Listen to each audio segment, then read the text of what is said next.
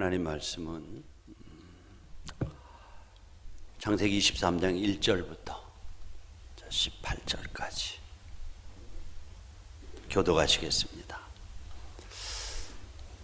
사라가 127세를 살았으니 이것이 곧 사라가 누린 횟수라.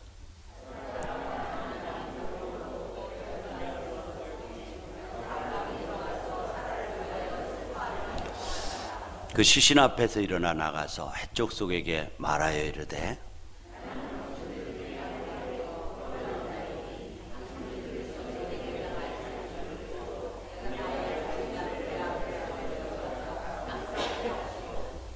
헷족 속이 아브라함에게 대답하여 이르되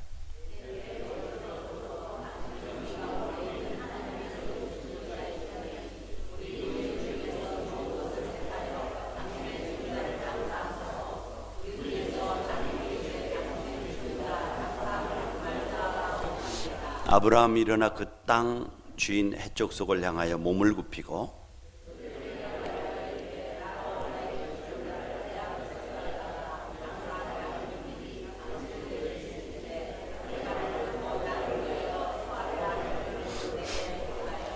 그가 그의 반머리에 있는 그의 막벨라 굴을 내게 주도록 하되 충분한 대가를 받고 그 굴을 내게 주어 당신들 중에서 매장할 소유지가 되게 하기를 원하노라 하며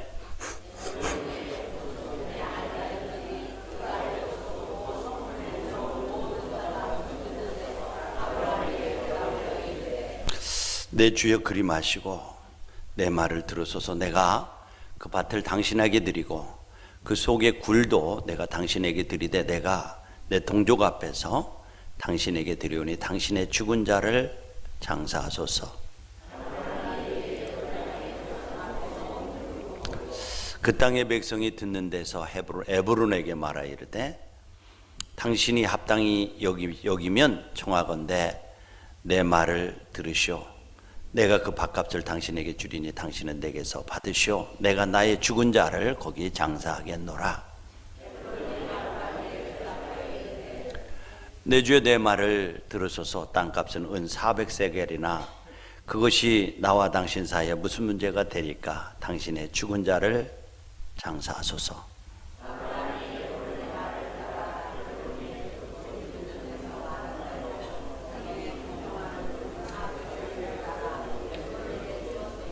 마므레 막벨라에 있는 에브론의 밭, 곧 그의 밭과 거기에 속한 굴과 그 밭과 그 주위에 둘린 모든 나무가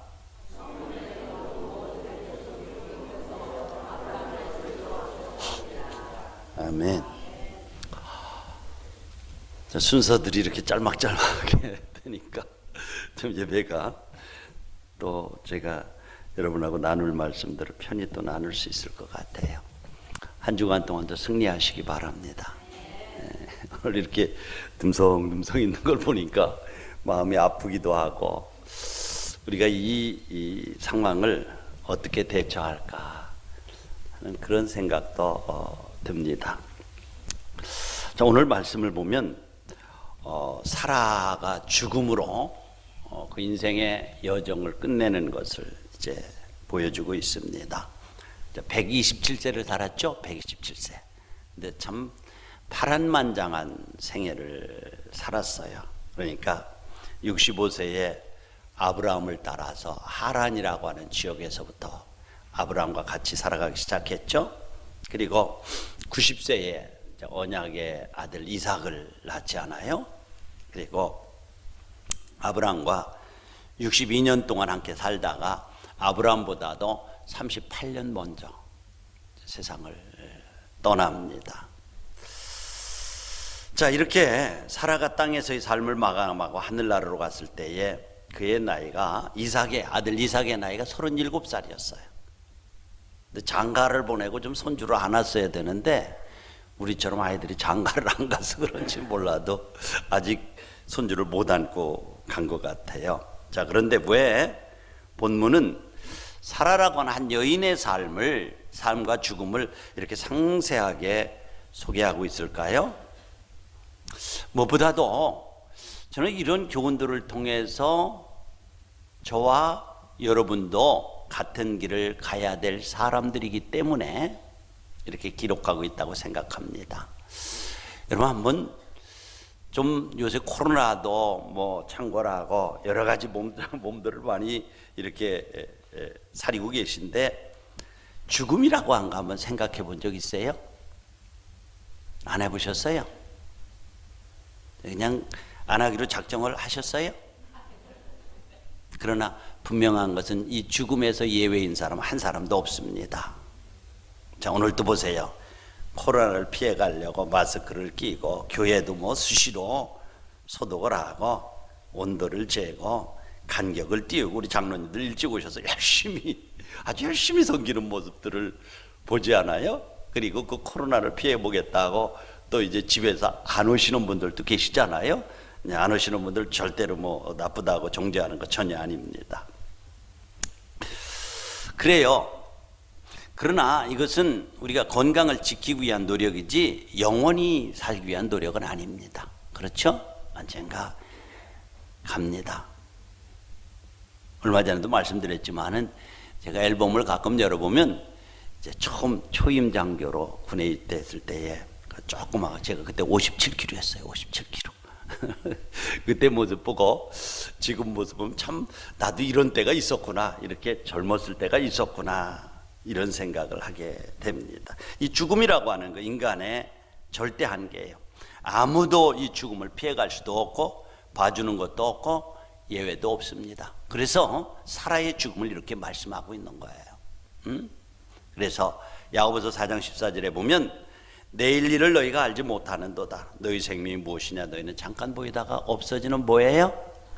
인정하세요? 네, 한계예요. 잠깐 보이다가. 아이고, 일주일 동안 좀 열심히 살아가려는데 목사님 왜 이렇게 기분 나쁜 얘기를 교회에서 할까? 그럼 어쩔 수 없어요. 사실은 그게 지혜예요. 지혜. 그러니까 여러분들 60억 인구 중에 매년 1억 명의 죽는데 3초마다 한 명씩 죽는다고 그래요. 그러니까 지금 예배 중에도 이 1시간 동안 1,800명이 죽어요. 그러니까 예외적인 것 아니에요. 그리고 불언간에 그 숫자 속에 저도 들어있고 여러분들도 들게 될 거예요. 그런데 남들은 그저 나의 엄숙한 죽음을 개별적으로 다루지 않고 연간 얼마다, 연간 얼마다. 김영석 씨가 쓴 에세이에 보면은 그저 여름 한여름이 지나면은 통계가 나온대요. 그 청년들이 해수욕장에서 몇 명 죽는다고 하는 거. 그 얘기를 들을 때마다 통계로 다루다가 몇 명 죽는 것은 통계니까 1년에. 그런데 막상 자기의 사랑하는 제자가 눈앞에 없어지니까 통계 속에 하나가 아니라 내 가슴 속에 이렇게 다가오는 그러한 죽음이 됐다라고 말합니다.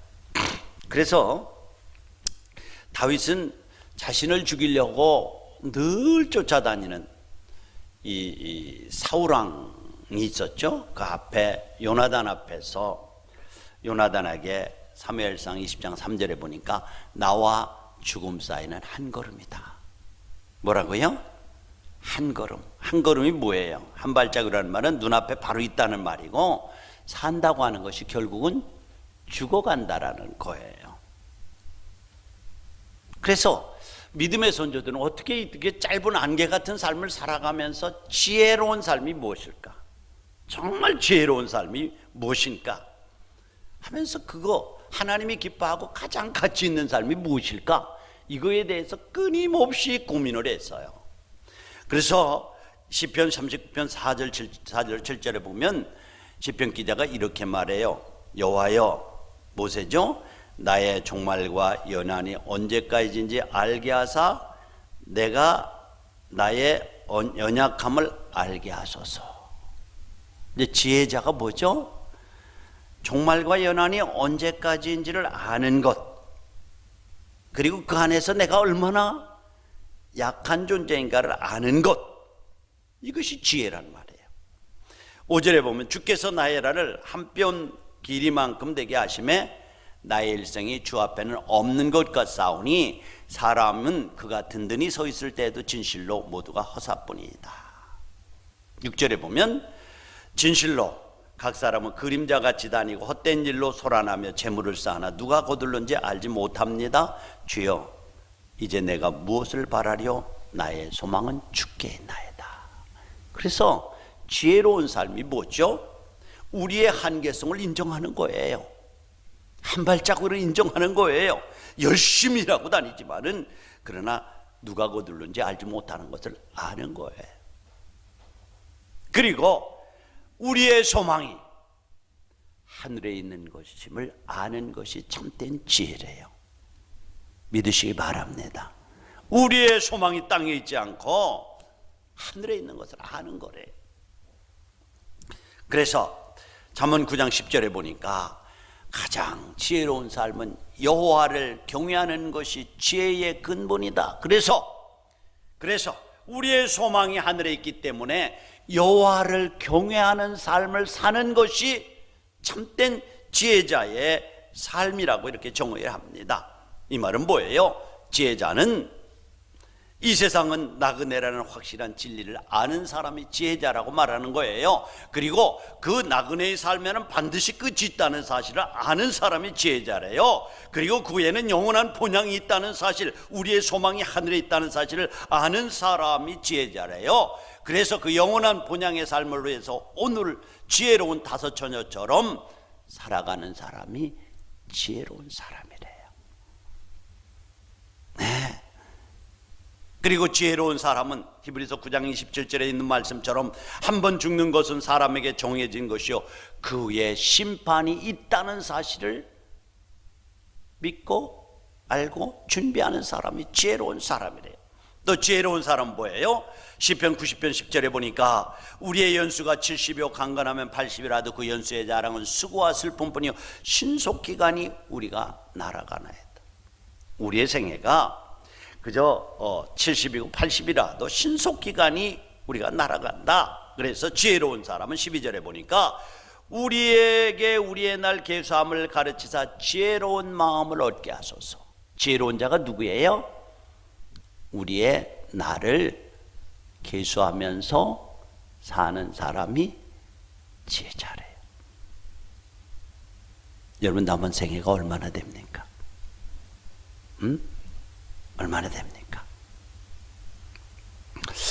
그래요. 그런데 이 진리를 깨닫지 못하고 늦게 후회하는 사람들이 많아요.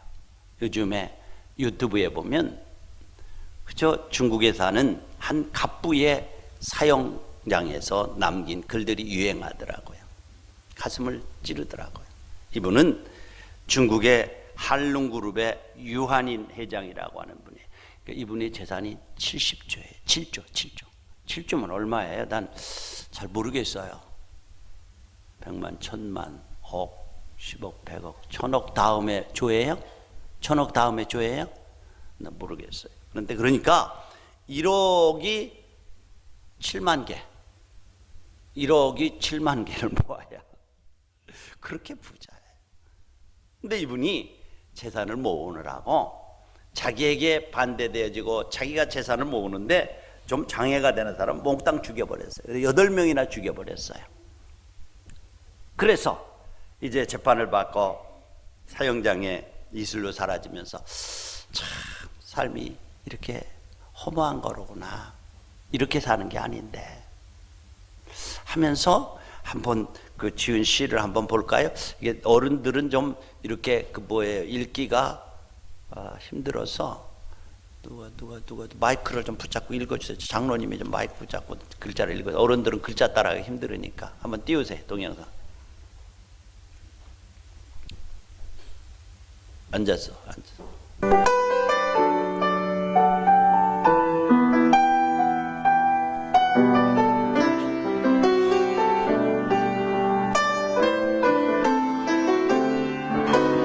경찰이 사형 집행을 위해 한룽그룹 유한 회장의 어깨를 잡자 그가 오열하며 선처를 호소했다고 보도했다.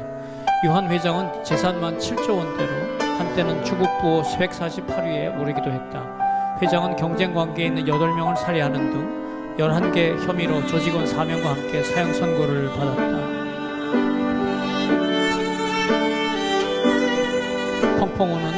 재산 7조 원의 중국 조폭 두목 사형 집행 직전 남긴 말.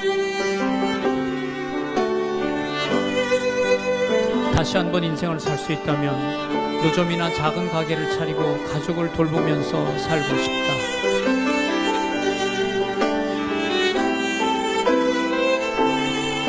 내 야망 인생, 모든 게 잠깐인 것을, 그리 모질게 살지 않아도 되는 것을,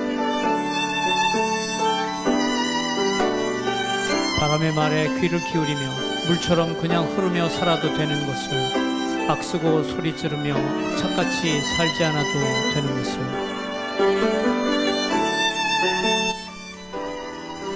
말 한마디 참고 물 한 모금 먼저 건네주며 잘난 것만 재지 말고 못난 것도 보다듬으면서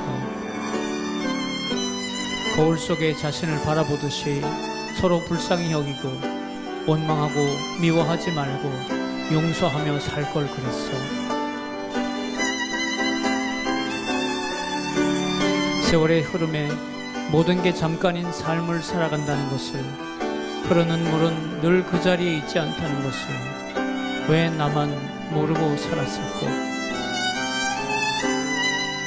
낙낙장성 말고도 그저 잡목잎 근처에 찔레나무 되어 살아도 좋을 것을, 근처에 도랑물 시냇물 졸졸거리는 물소리를 들으며 살아가는 그냥 소나무 한 그루가 되면 그만이었던 것을, 무엇을 얼마나 더 부귀영화를 누리겠다고 그동안 아둥바둥 살아왔는지 몰라. 사랑도 예쁘게 익어야 한다는 것을, 덜 익은 사랑은 쓰고 아프다는 것을, 예쁜 마음으로 기다려야 한다는 것을 젊은 날의 나는 왜 몰랐나 몰라. 감나무의 홍시처럼 내가 내 안에서 무르도록 익을 수 있으면 좋겠다. 아프더라도 겨울 감나무 가지 끝에 남아있다가 마지막 지나는 바람이 전하는 말이라도 들었으면 좋았을까. 그래도 이 사형수는 죽기 전에 인생을 깨우치고 가니 그나마 다행입니다.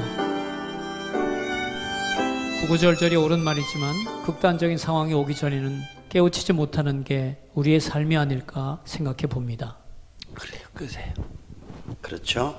엄청난 재산을 모으고 사형장에 이슬로 사라지면서 삶을 이렇게 사는 것이 아니었는데, 다른 말로 하면, 우리가 조금 어려운 말로 하면 소유를 위해서 사는 것이 아니라 존재를 위해서 사는데, 나는 정말 소유만을 쫓아서 사람의 생명도 귀한 것으로 여기지 않고 살았다고 하는 거예요. 사랑하는 이신가족 여러분들, 사라의 죽음을 통해서 지혜의 삶을 배우시기 바랍니다. 우리가 이 세상에 나그네로 살다가 떠나야 되는 삶을 살고 있다는 사실도 기억합시다. 그리고 눈에 보이는 삶이 전부가 아니고 영원한 세계가 있음을 기억하시기 바랍니다. 그래서 한번 죽는 것, 하나님께서 정하신 것이 어쩔 수 없어요. 그러나 그 위에 심판이 있다는 사실 잊지 맙시다. 그리고 고린도후서 5장 1절 이하에 있는 말씀처럼 땅에 있는 우리의 육신의 장막집이 무너지면 하나님께서 지으신 하늘에 있는 영원한 집이 있음도 기억하면서 삽시다.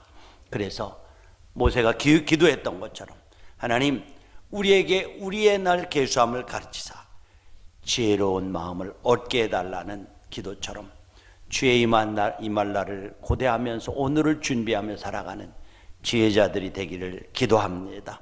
바로 그래서 사라의 죽음을 이렇게 기록하고 있습니다. 자, 그런데 사라가 죽으니까요, 이 헤브론 땅이 어떤 땅이에요? 헤브론 땅에 거주하고 있었다고 그랬죠, 말년에. 근데 헤브론 땅은 사실은 롯과 헤어질 때에 롯이 물 좋은 요단뜰을 떠나가고 향해서 가고 혼자 멍 때리고 있을 때, 좀 언어가 그러네, 멍이 있을 때에 하나님께서 찾아오셔서 위로하셨죠. 야 아브라함아, 너 외롭구나, 너 상처받았구나. 그러나 너 눈을 들어 동서남북을 바라봐라. 내가 보이는 땅을 내게 주리라 라고 말씀했을 때 헤브론 땅이었어요. 그 땅이 산지였었어요. 별로 그렇게 좋은 땅이 아니었어요. 그러나 그 땅이 하나님께서 주신 약속의 땅이었기 때문에 노년에 헤브론 땅에 와서 살았습니다. 그런데 그 땅에 살면서 땅 한 평을 갖지 못했어요. 근데 문제가 뭐예요? 막상 아내가 죽으니까 어떻게 돼요? 묘짓을 묘가 없는 거예요. 그래서 해족숙 그 주장들에게 찾아가서 여보시오, 우리 아내가 죽었으니 장례진을 묘 좀 파십시오 하고 이렇게 요구를 하니까 그 땅에 있는 해족숙 사람들이 얼마나 이 아브라함을 존중 여겼던지 내 주여라고, 주라고 하는 말은 뭐 sir 이렇게 뭐 이렇게 선생님 뭐 이렇게 말하는 것 아니겠어요? 그냥 줄 테니까 어디든지 묘지를 쓰세요. 우리 간에 뭐 팔구사구가 어디 있습니까? 하면서 계속적으로 이제 그냥 가지라고 합니다. 그런데 여러분들 이제 이 아브라함은 아닙니다. 그래서 적은 땅이지만은 400세겔인가요? 주고 그 땅을 끝내 사서 장례를 지내고 맙니다.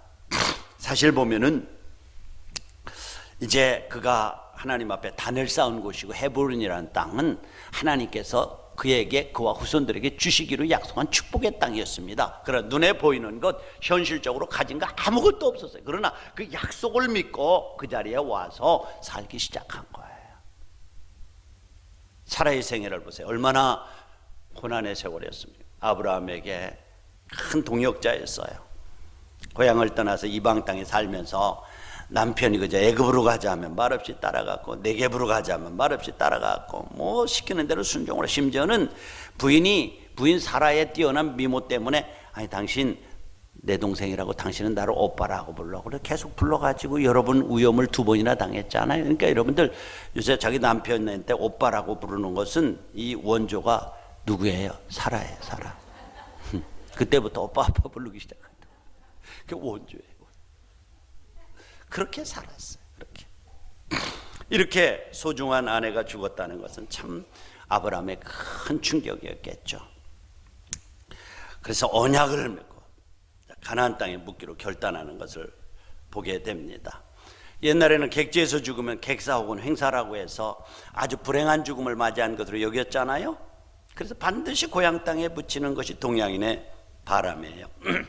그런데 아브라함도 돌아갈 기회가 있었으면 얼마든지 돌아갈 수 있었다라고 말하고 있어요.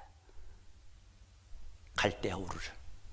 그러나 돌아가지 않은 것은 하나님께서 주신 약속의 땅이 있고 이 땅의 소망이 아니라 하늘의 소망을 보고 더 나은 본향을 바라보며 살았기 때문에 돌아가지 않았다라고 성경은 말씀하고 있습니다.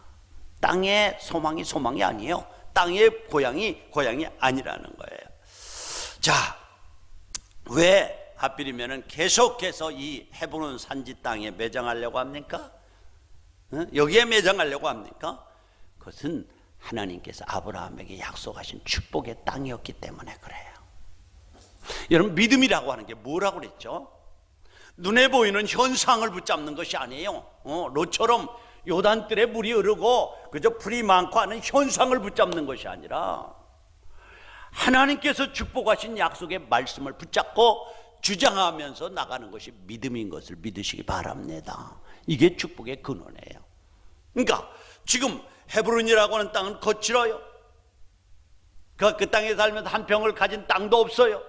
그러나 하나님의 약속을 붙잡고 사서 이제 적은 씨앗을 심는 거예요.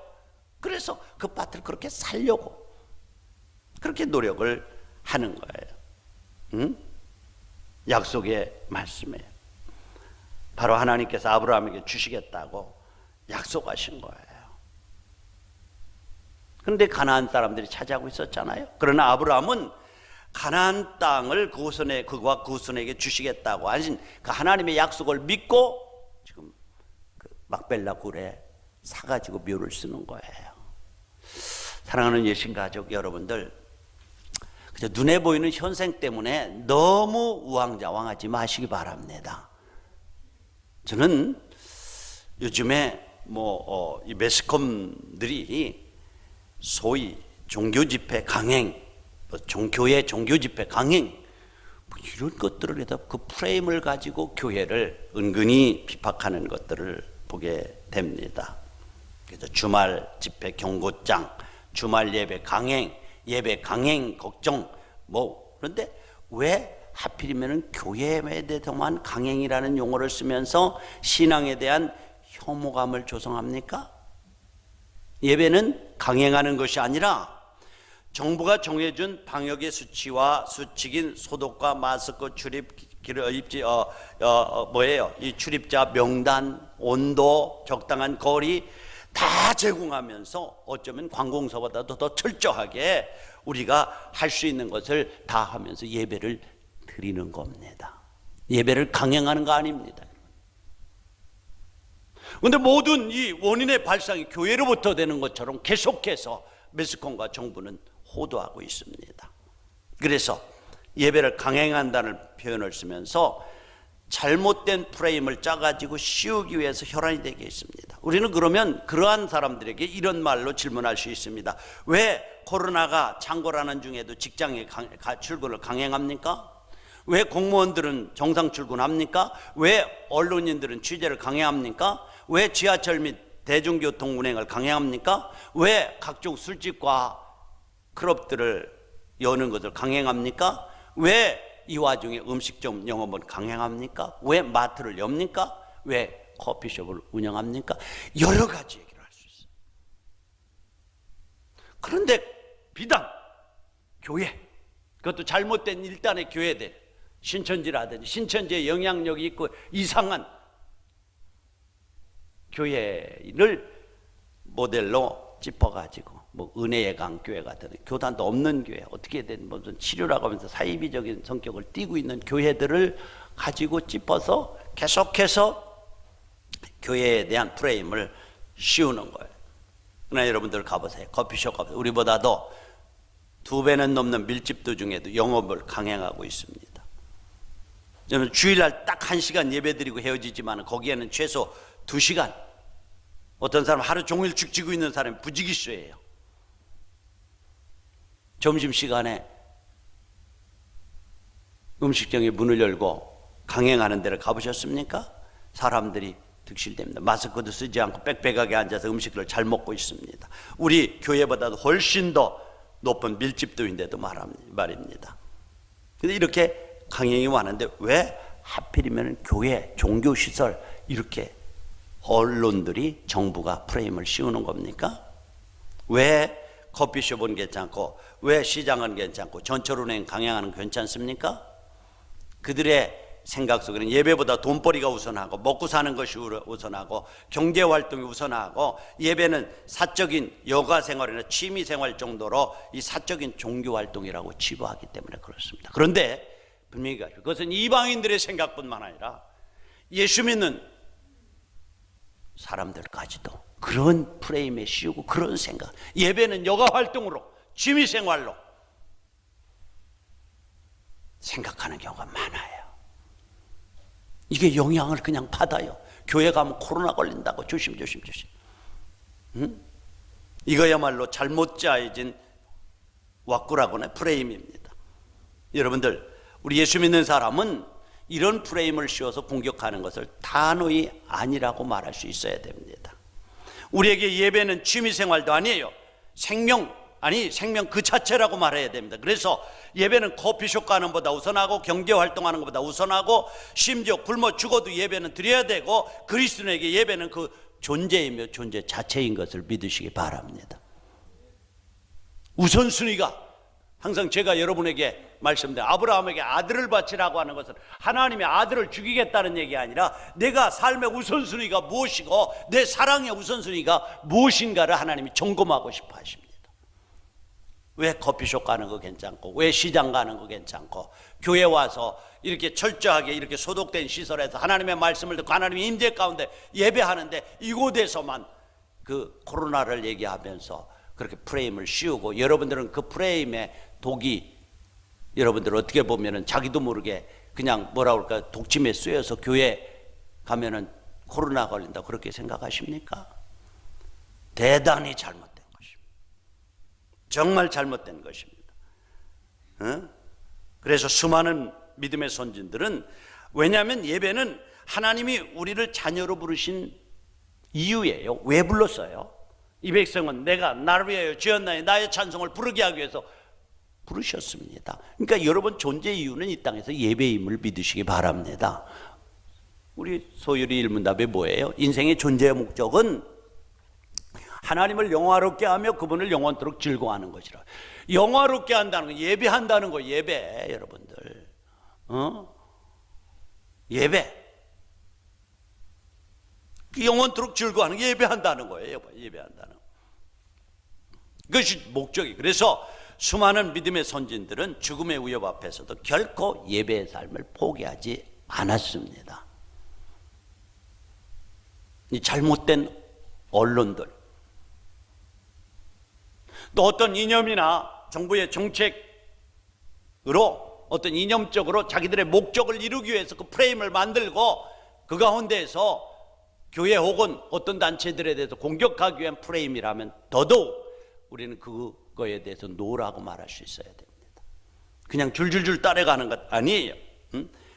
저는 교회의 사회적 책임을 압니다. 그래서 정부의 정책에 협조하고 따르려고 노력합니다. 그렇다고 그 사회적인 책임 때문에 신앙의 자유가 훼손받는다든지 침범받는 것은 노라고 말해야 됩니다. 여러분 보세요. 정부나 기자들은 자기들의 자유로운 생각으로 가장 자기들의 생각에 정당하다라고 하는 것을 프레임을 짜고, 교회 가면 사람들이 많이 모인다, 많이 모이기 때문에 거기에 코로나가 창궐할 수 있다, 맞는 얘기예요. 창궐할 수도 있어요. 그러나 여러분들, 그들이 강요하고 강행하는 것처럼 우리도 예배에 대한 정당한 양심의 자유를 말해야 될 것입니다. 분명히 해야 돼요. 그들은 그들의 프레임대로 교회 가면은 사람들이 많이 모이니까 코로나가 걸린다라고 하는 프레임을 가지고 지금 공격하는 거예요. 그러나 왜 시장통이나 왜 식당이나 왜 자기들 공무원이나 이런 데는 더 많이 모이고 하루 종일 있는데 일주일에 한 번 예배하는 이것에 대해서 계속적으로 공격하나요? 이거에 대해서 생각해 보셨나요? 확률적으로 보면은 어떻게 될까요? 전혀 논리적으로 맞지 않습니다. 여러분들, 지금 대한민국 어디에도 감염의 위험에서 자유로울 수 있는 곳 하나도 없습니다. 그러나 나는 그런 것들에 그렇게 쫄지 않습니다. 최선의 조치를 다 하고요. 그렇죠? 우리 다 좋지 않아요. 마스크 쓰고 열체하고 소독하고 손발 닦고. 저도 옛날에는 뭐 아침 저녁에 손 닦았다고 하면 지금은 한 6번은 닦는 것 같아요. 계속적으로 하는 거예요. 최선을 다하는 거예요.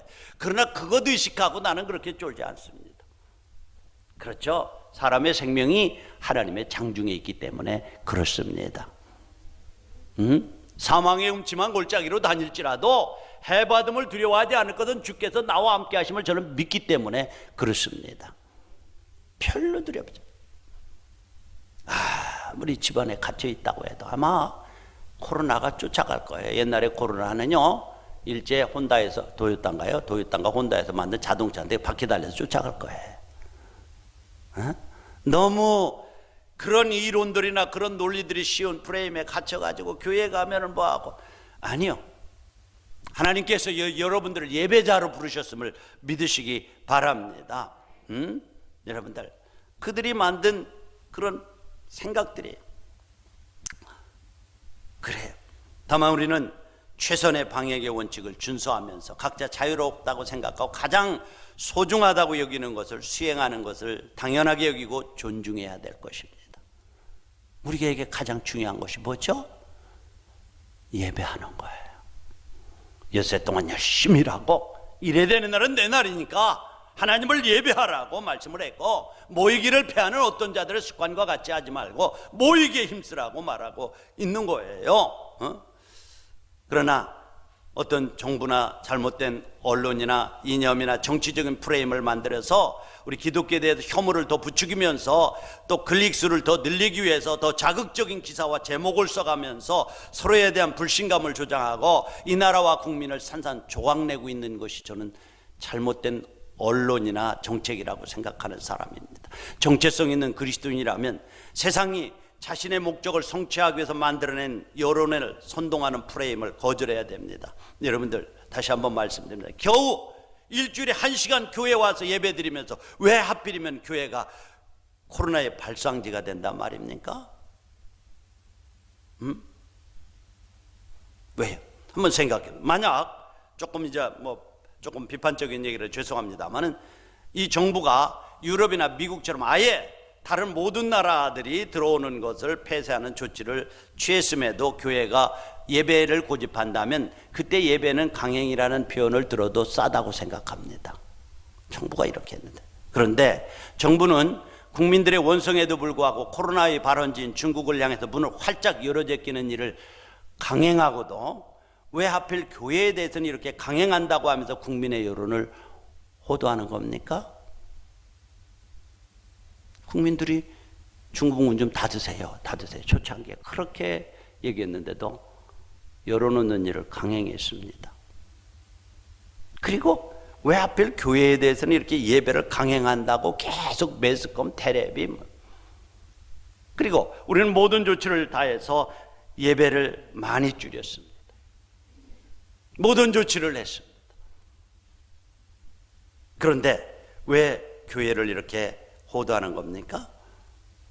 그것은 노라고 말해야 됩니다, 여러분들. 하나님이 약속을 붙잡으십시오. 왜 사라를 헤브론에 장례하려고 그렇게 발버둥을 치는 겁니까?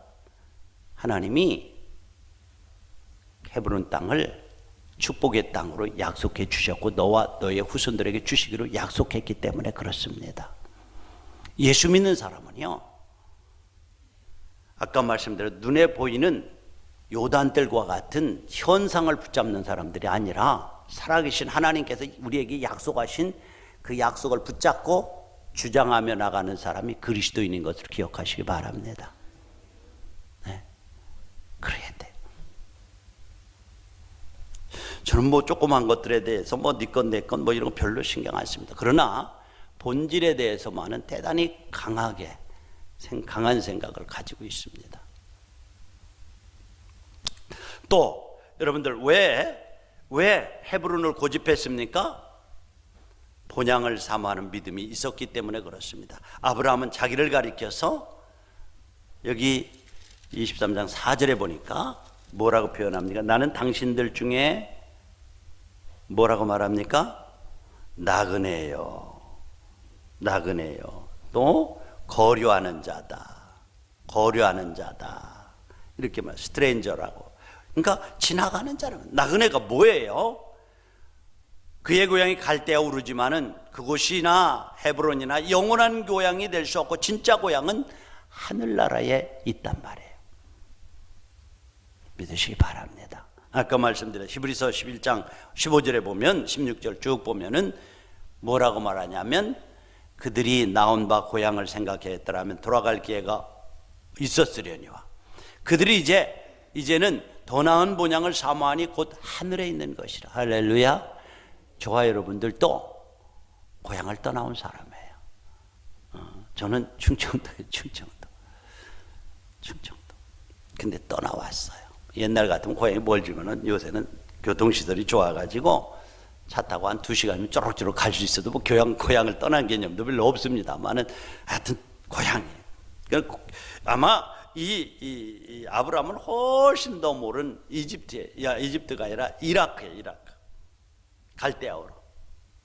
그런데 돌아갈 기회가 있으면 돌아갔을 거란 말이에요. 그러나 헤브론도 영원한 고향이 아니고 갈대아우르도 내 고향이 아니고 더 나은 본향, 하늘나라의 본향을 사모했기 때문에 돌아가지 아니했다라고 고백을 하고 있습니다. 더 나은 본향을 사모하니 곧 하늘에 있는 것이라.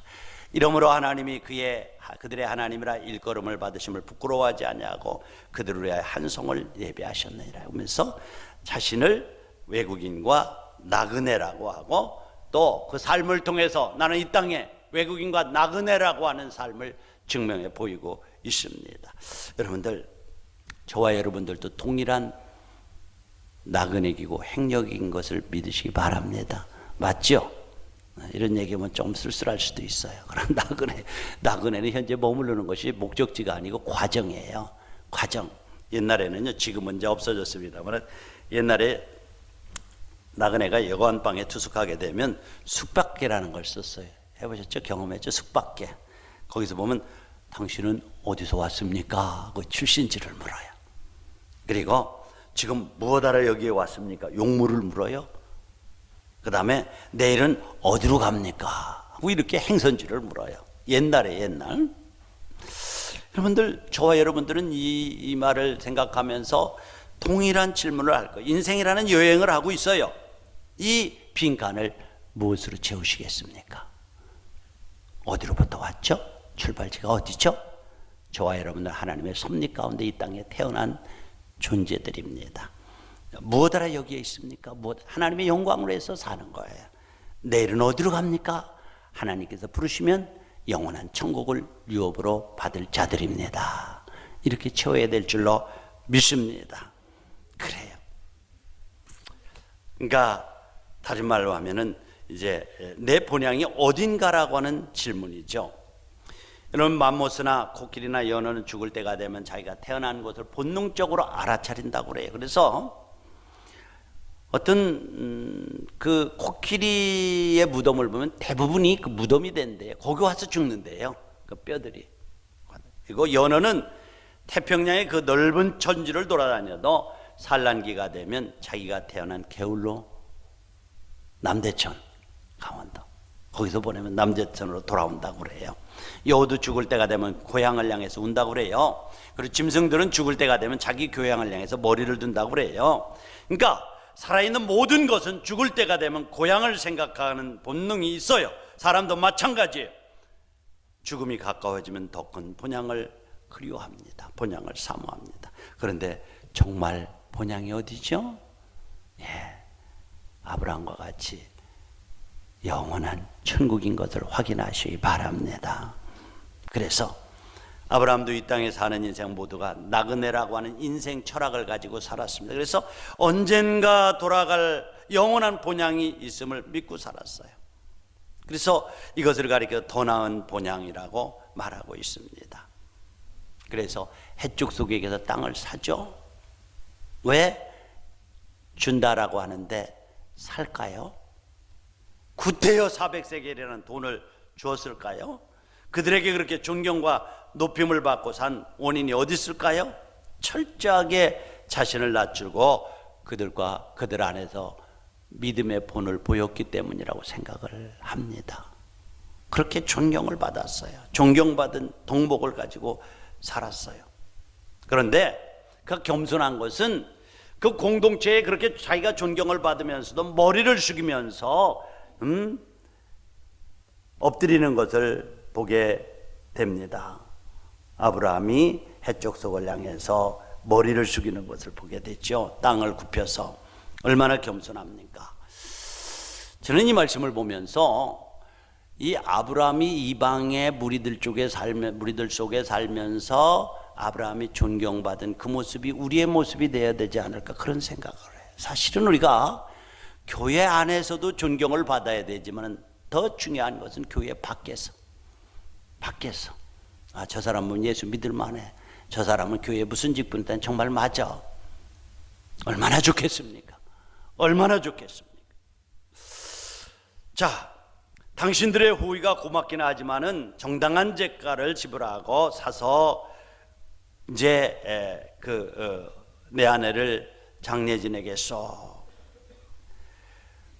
공개적으로 준다라고 해서 사양을 합니다. 왜 그렇죠? 왜 아브라함이 그렇게 땅을 사야만 했을까요? 첫째로 아브라함의 후손은 해쪽 속에서 영원히 빚진 자로 살 것이기 때문에. 그냥 얻었다고 하면 영원히 빚진 자로 살 거예요. 또 돈을 지불하지 않았다면 상속할 수가 없다네요. 하나님께서 약속의 땅으로 주셨잖아요. 이 땅을, 이 헤브론을 너와 내 후손들에게 축복하는 땅으로 주셨잖아요. 그런데 그 땅을 상속해 주어야 되는데 돈을 지불하고 자기의 명의로 등록하지 않으면 상속할 수가 없다네요. 그러니까 힘껏 돈을 지불해서 산 거예요. 왜냐하면 하나님이 약속의 땅이기 때문에 이 땅을 통해서 하나님의 축복을 믿었기 때문에 그렇습니다. 자, 그리고 왜요? 왜 삽니까? 아브라함과 후손들에게 약속의 땅 가나안을 주셨다는 증거를 남기기 위해서 그 땅을 산 거예요. 그래서 산 거예요. 만일 막벨라굴을 대가를 지불하고 사지 않으면 아브라함과 그 땅 주인 에브론이 살았을 때는 괜찮아요. 존경하고 논하기 때문에. 그러나 그가 죽으면은요, 문서는 여전히 남아 있어요. 그래서 자기 것으로 주장하지 못해. 여러분들 우리 교회 보셨죠? 예. 그저 세울 때에 그 권사님 또 정각호라고는 청년 목사님 몇 분이 사인을 해서 공동명의로 해놨어요. 그때는 얼마나 순수한 것으로 했겠어요. 그런데 시간이 지났잖아요. 전부 자기 것을 주장합니다. 자기 거라고. 죄송합니다. 우리 정각호라고 하는 양반은 아주 타락했어요. 정말 타락했습니다. 성경을 알아가지고 내가 먹고 살기는 없는데 아마 하나님께서 이때를 위해서 나를 위해 준비하신 것 같다고, 돈 안 주면 안 된다고 사기꾼이 됐어요. 놀랍더라고요. 목사님의 형제분들 있잖아요. 권사님의 아들들도 그 땅은요 그 값을 받아야 돼요. 왜 하나님께 드린 건데 그래요? 아닙니다. 지불했어요, 여러분들. 그때는 괜찮아요. 그때는. 그러나 시간이 지나면은 자기들의 권리를 주장하는 거예요. 그래서 막벨라굴이 있는 땅은 아브라함이 가나안에서 처음으로 갖게 된 땅인데 하나님의 약속을 믿었기 때문에 하나님 이 땅에 적은 씨앗을 뿌립니다. 뿌렸어요. 그래서 여러분들 보면은 이 아브라함과 이삭과 야곱이 이 땅에 묻혔죠. 사라가 묻혔을 때 요셉도 이제 총리로 있을 때 그 아버지 야곱이 애굽에서 죽잖아요. 그러니까 얘야, 우리 할아버지 아브라함 할머니 사라가 묻히고 우리 아버지 이삭이 묻힌 막벨라 굴에다가 나를 묻어다고.